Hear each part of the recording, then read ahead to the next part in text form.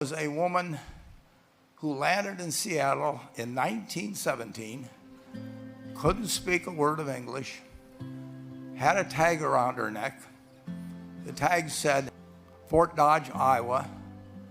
The Red Cross got her to Fort Dodge, where she was reunited with her husband who had come to the country a couple of years earlier. And she lived in Fort Dodge for 2 years, and as she put it, she felt like a dummy. She couldn't pick up the language. She couldn't learn a word. And so she and her husband decided to move to Omaha.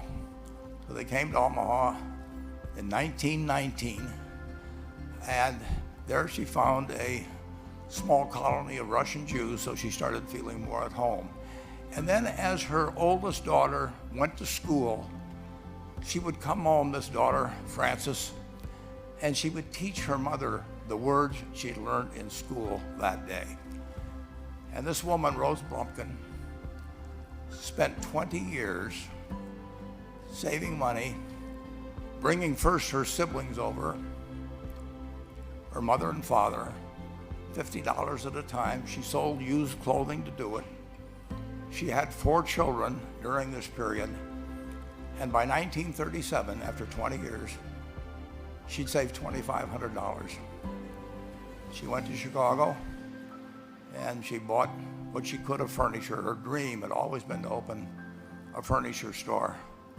And this woman who had never gone to school one day in her life, with $2,500, but with the same spirit that the people in this room had about having a dream and working to accomplish that dream, she built a business which she sold to me in 1983 for $60 million approximately, and which did $1.5 billion worth of business last year. The 4th generation is working in that business. This woman, Rose Blumkin, she worked for me until she was 103.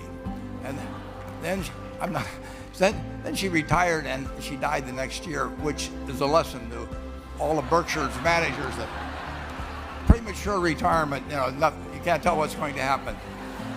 But Mrs. B, with her $2,500, one further fact about her, she could not read or write.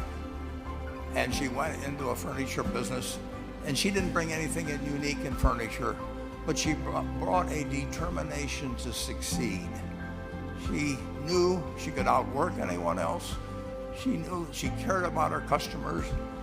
She worked at very low gross margins, but she built this incredible business.